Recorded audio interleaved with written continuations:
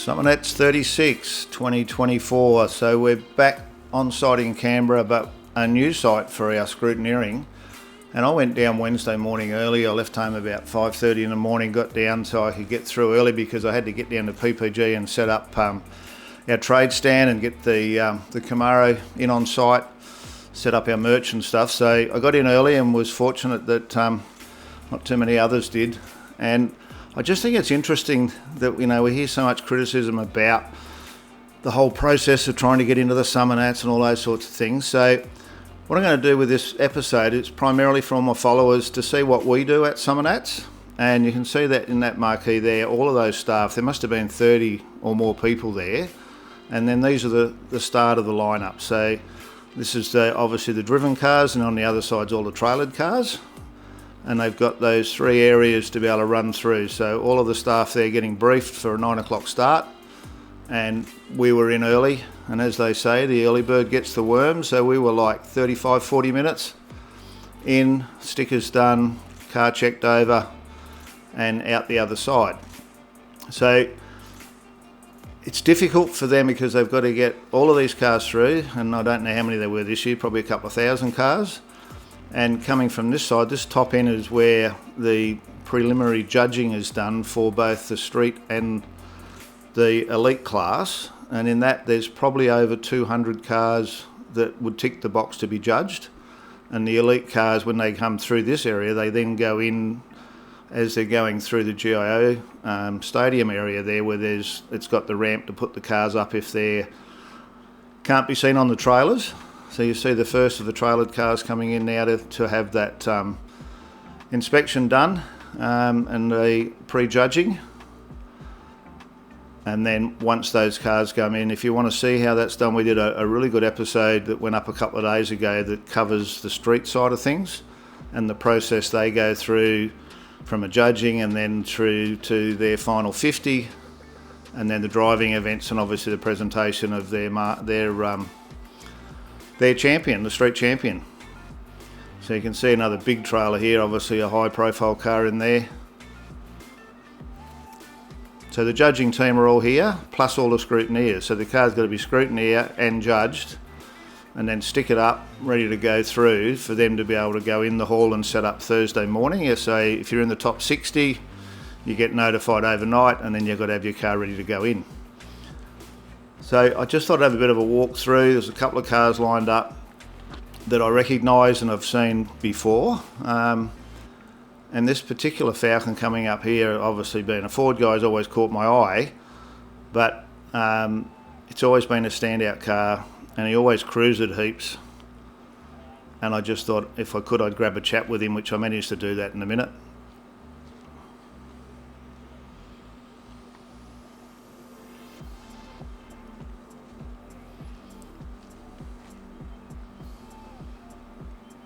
So with this sort of lengthy process that goes on, I know some people got trapped out at scrutineering for many hours, and I'll talk about that in a minute after I have a chat with the guy with the Falcon. Morning. Good, yourself? A little bit closer. How's it going? Yeah, good. Mate, how many years has this been finished now? This is his 30th. Really? Yeah, the bootlets have been wrapped for it. Unbelievable. Yeah, I was trying to think walking up there, I thought, I wonder how many years, but yeah, I didn't realise it was that long. So how long has it had the graphics on it? Oh, these graphics, 2003, 2006, or added on. Yep. And the bootlet lid got wrapped last week. Oh, okay. I'll check that out. Yeah. Mate, good to see you back. Yep. It'd be cool to see it cruising around. Yeah, we'll do.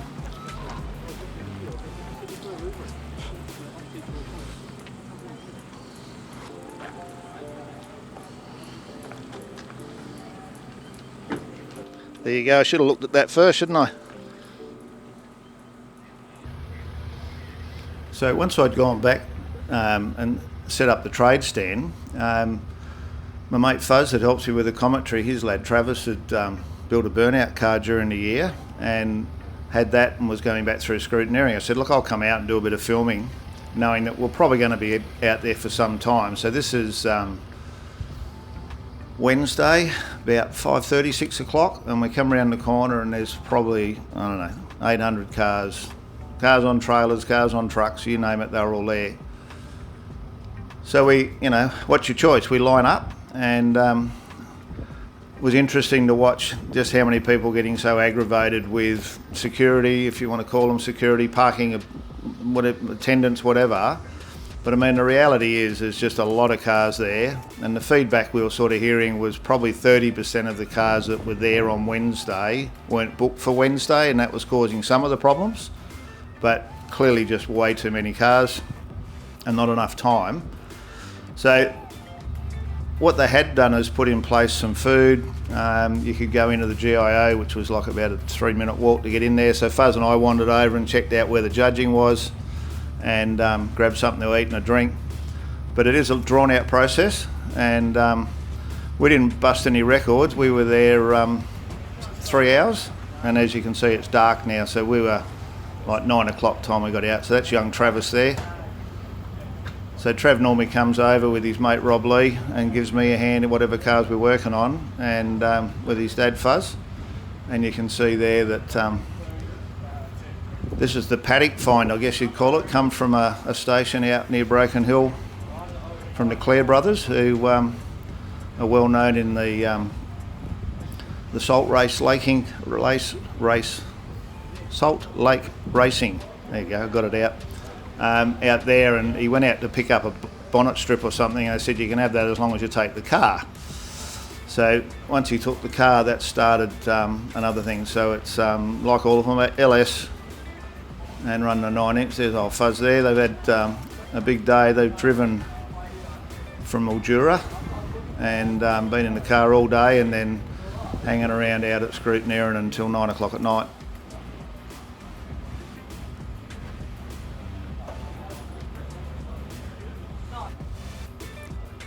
So it's interesting, one of the guys said to me, couldn't you stay away? I ran into Andy both times. So I was there at 8:30 in the morning and still there at 9 o'clock at night, but at least I'd been off and done other things. All these guys are the same blokes that were there at 8:30 in the, well, probably 8 o'clock in the morning to get organised, and still going, 13 hours later.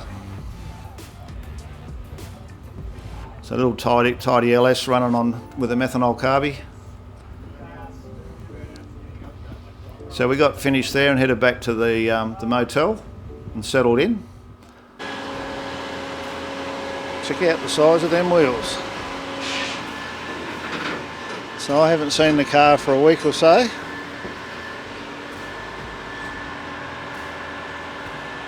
Looking pretty slick. So Adam and Kylie picked the car up on the 23rd of December, just before Christmas, and we had a bit of family time, and then they took the car back to their place in Canberra and put the suspension under it, drip gutters, those sorts of things, to give it a bit more appeal to go on the stand at PPG. And you can see there 2 young ones there in the pram taking it in. So the plan was to have that set up, and we managed to do that, and use the stand off my old Mustang to give it a bit of appeal. And we're in the PPG stand on the what's called PPG corner, and has been for many years.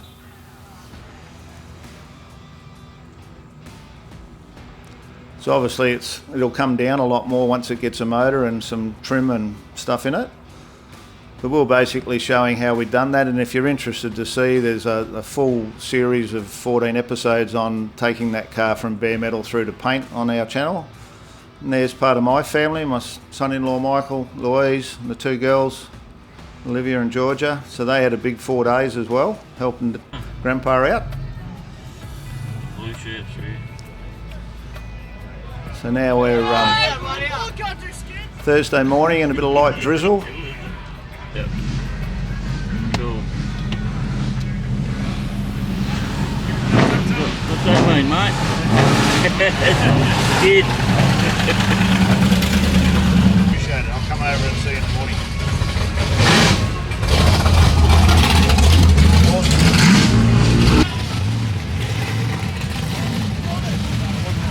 So I get asked a lot of times about, how family friendly the event is. I mean, if you're in, 10 o'clock in the morning through till 5 o'clock in the afternoon, you can Go anywhere you want, do whatever you want. You really want some earmuffs on the kids. It's quite noisy with all the vehicles. And just the crowd noise. I mean, there's so many people there. It's quite full on. When you get out of the place, you sort of get that sense of sort of downtime away from just this constant noise of being at such an event. But I mean, took my kids there when they were babies all the way through, and now Louise is there with her 2 young ones.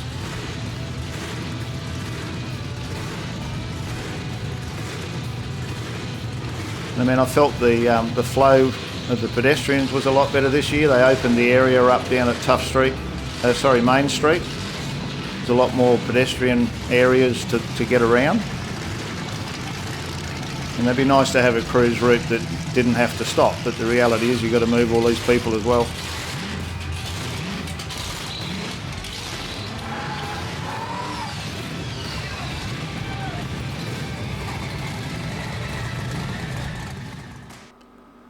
So talking about a bit of quiet, so we're over now in the main it used to be the judging hall, but now it's the elite hall. And back in the older days, we used to be judged in this hall on Thursday, Friday, and then the show wouldn't start till Friday night. But now it starts on the Thursday.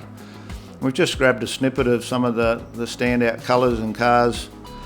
Once again, there's another full program for an hour that has every car in the hall. And myself, Fuzzy, and Adam and Kylie Perry just add a bit of commentary about the cars, what we know about them and the owners and how it all came about.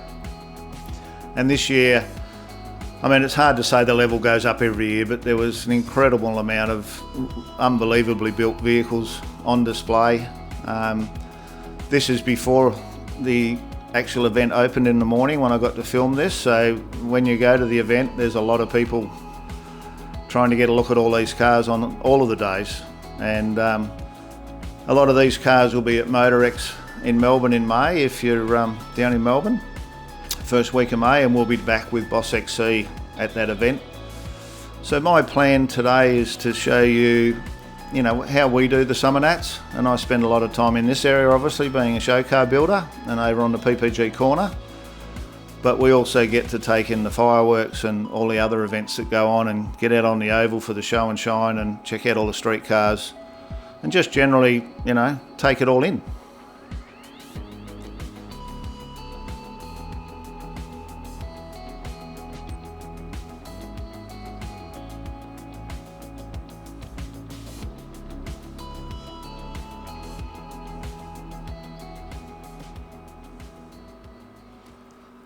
So like I was saying, if you take the family, there are areas you can get away from some of the noise and get a bit of shade and get something to eat.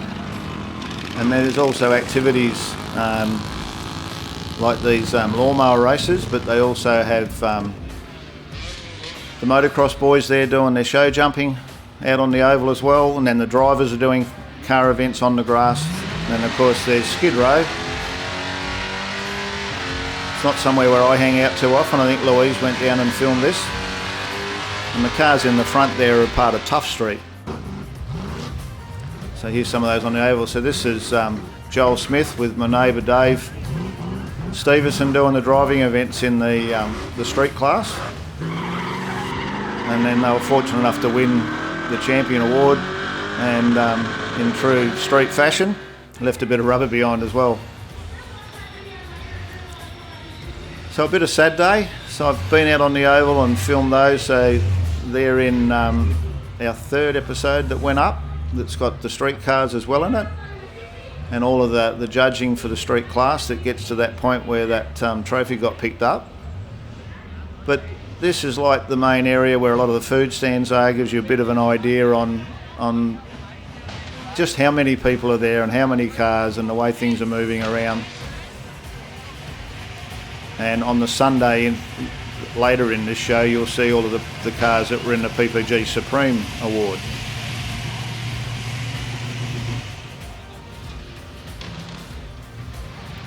So there's something on every day. A lot of people say to me, what's the best day to go? I mean, the way the event's set up now is there's the show cars, the street cars and the burnout guys and Tough Street are all on show every day, where it used to be, burnouts on Sunday and show cars on Saturday and so on. But with so many people and so many cars, all of the things are on all the time.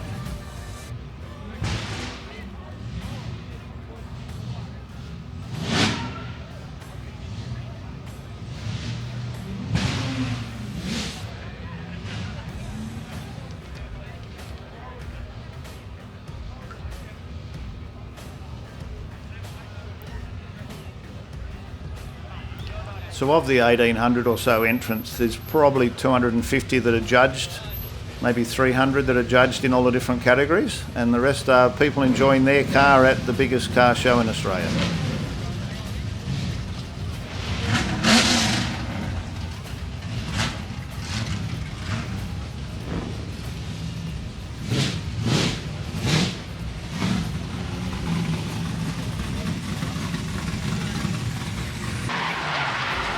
And if you still didn't get your fill, you can go up the back and pay and go for a ride in the drifters as well, or watch the old mate that comes out to clean up the track. He's putting on a good show. If you're towing for work or play, make sure your vehicle's up to the task. Your gross vehicle mass can be upgraded to keep everything legal and above board. Find your nearest stockist at lovellsauto.com.au and talk to the professionals about getting your vehicle right for the job. Now, Super Cruise entrance, and if you see something that you really like, jump up and down, we'll be watching, and there's an award there for the main lady.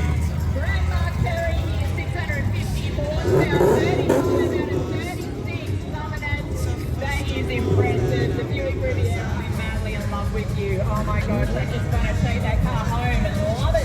Can we give Anissa a prize though? Think about that, like, that's pretty good value. I'm not sure we can do that. But then we've got our Willie G. Yeah, right. All the fruit on it. What about the Jeep folks as it comes past? One of you there, there it is, give it a wave up there. I really want to see if that Dodge bottle is hooked up. I want to see what it can do. I'd like to see the head. I'd like to see the head on the bonnet spin around. No, Skull's doing 360 degrees and some on 9 heads. There we go. It looks like it's going to get a little dusty at the moment for people on both That G sides. and that HD, I saw them down on South Street last night. I love the Mr. Spectacular looking Camaro. Great to see you wear it in Aussie.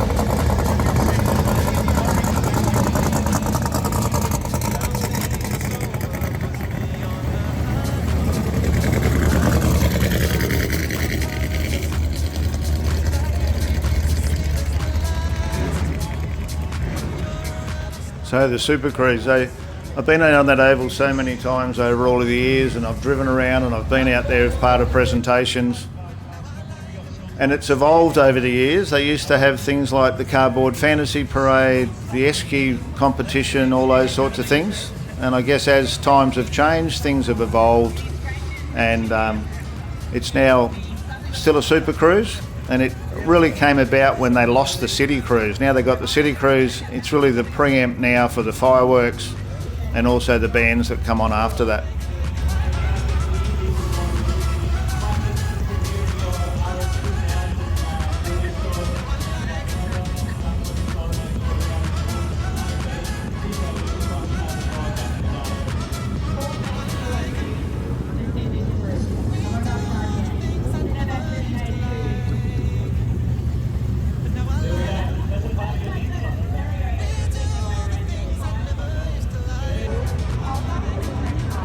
So that's Joel and his family. So they were the street champion, won top paint, second engine,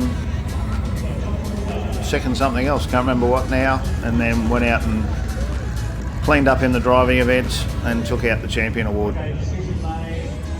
There's Paul Cundy and his crew, always bring something every year.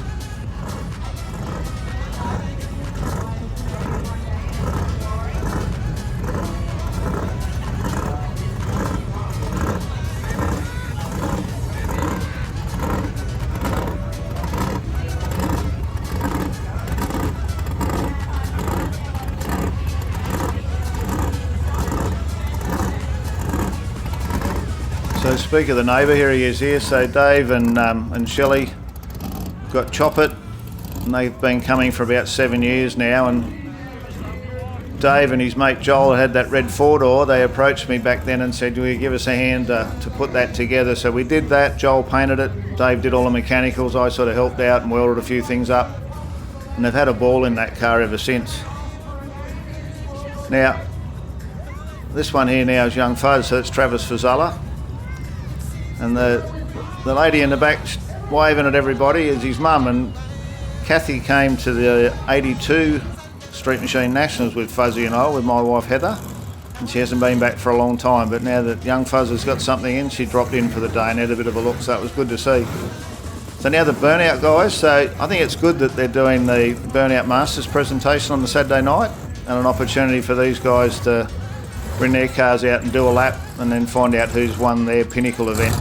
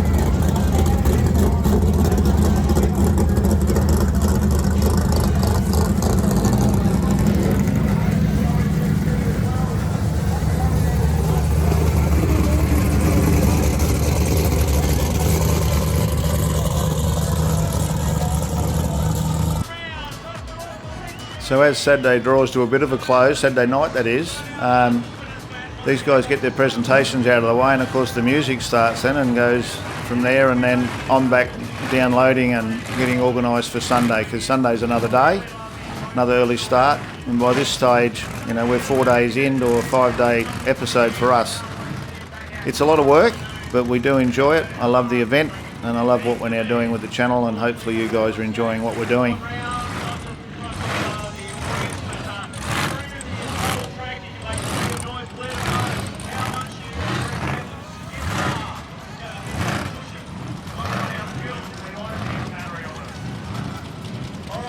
So as most people would know now, Lynchy was the winner, and it's been a long time coming. And as they said, the People's Champion. I mean, he's been at it a long, long time, and very fitting that in 2024 he took out the big number and is the top dog in that event.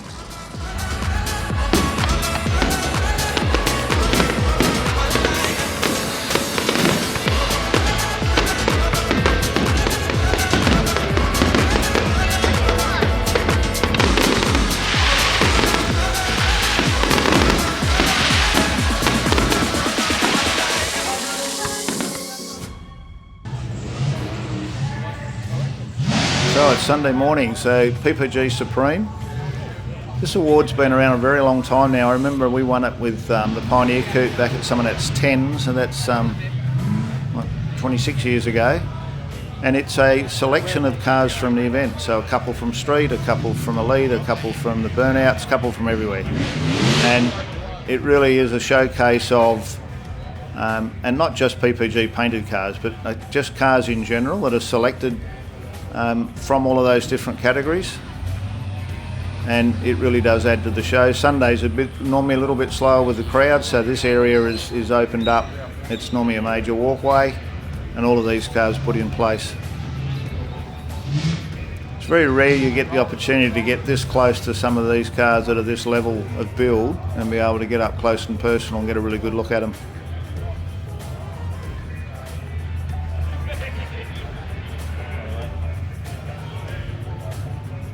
So we filmed all the Elite cars as a separate program, and we also did all the street cars and quite a lot of cars that were cruising Braddon, and it's interesting that some of those cars are now here on this strip as well.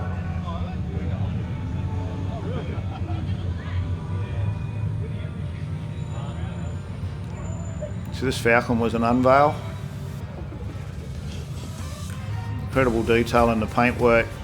a little bit hot rod style in some of the graphics and stuff on the side of it that are factory look but are totally done differently. And then the engine bay is, you know, alternative use of colour to what you sort of get used to seeing, and it really does pop. It looked totally different out here than what it did in the hall.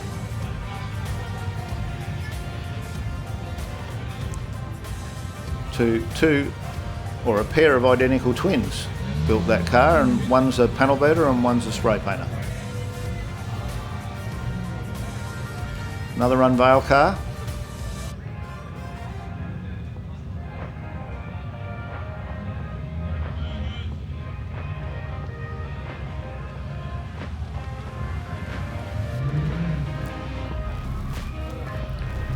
Now this Tirana, this has been around 12 or 18 months now. It's a Canberra car, but it was painted by Exclusive Customs, who have now moved up to Queensland.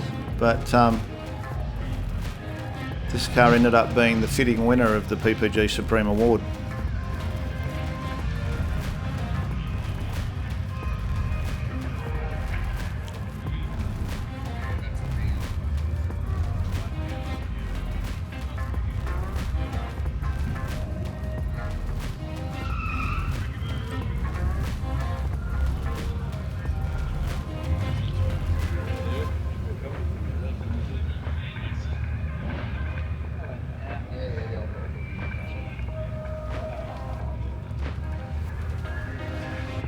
Nice little rotary.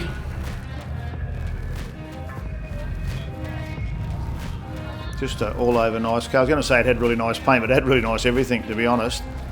And that was out in the street class. Not sure what awards that picked up. There's so many different events and so many awards, and not a lot of that information's even available at the moment.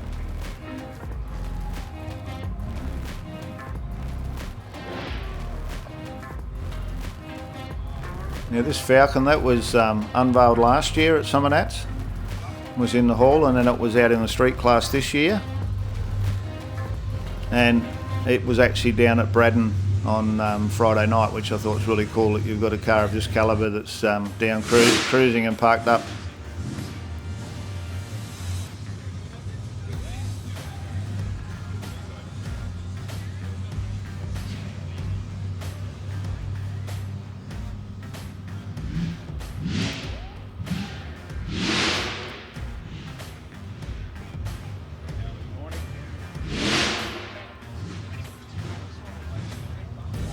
So another elite car out of the hall. I believe it debuted last year as well. Probably was an unveil, and I've been fortunate enough to see this car numerous times now. And it really is like a diamond. It's straight, it's clean, it's got that sharp look about it. Very current with its colour coordination and wheels.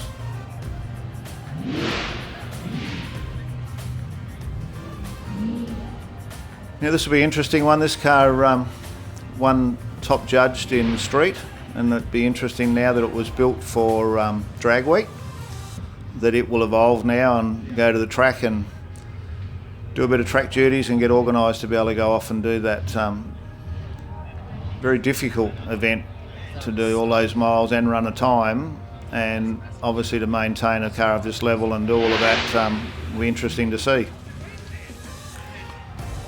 Now the last car on the line, fittingly's got the PPG and the bug catcher, and I've known Phil now for probably 18 years. He's a Wollongong boy. He's owned this car for a very long time, probably 25 years. It used to be silver with a 253, and it's evolved to where it is today. And last year it was back in that silver, guys. This year I think it might have been the 25-year anniversary.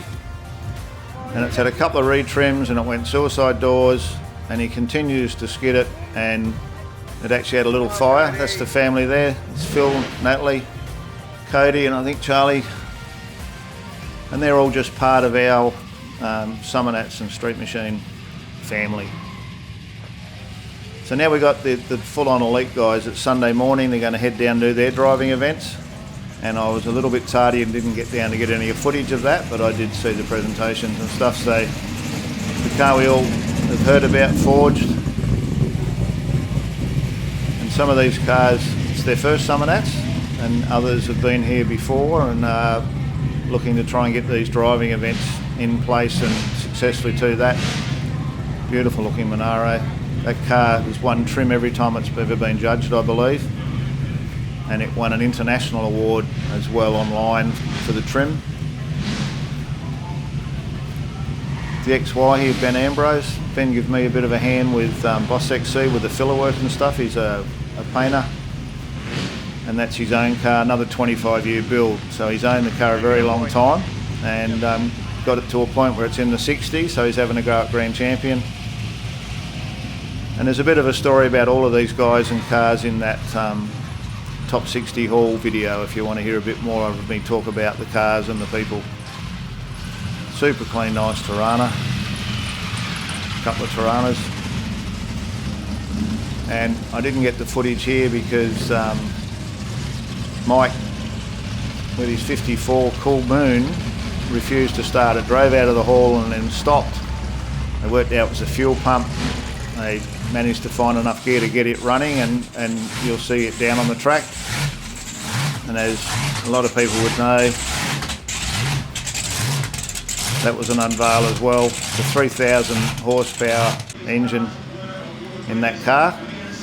And what we've got now, because I missed the driving events, these are all the cars that were successful to place in the Grand Champion.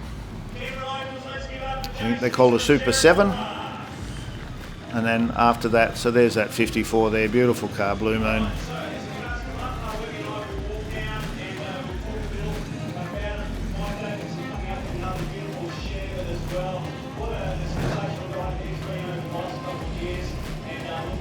So a good cross section and styles of cars. And a lot of these cars, just listening to the commentary, have been to, you know, Red Summernats and Rocky Nats, and they've been practicing their driving out on the street to be able to run for Grand Champ.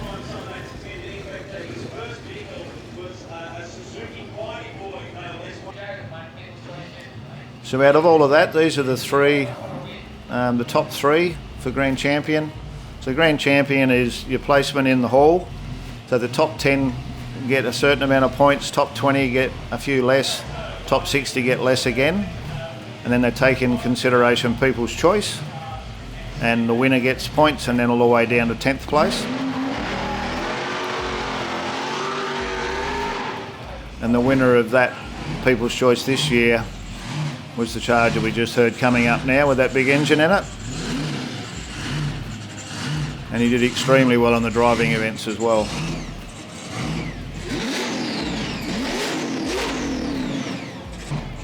So the winner was the Charger, the Grand Champion for 2024, and in classic style. He managed to turn that big rig around without hitting the fence and left with the sword. So that was pretty much the end of our Summernats weekend. We just had to go and pack up the stand then and get ourselves back to Wollongong.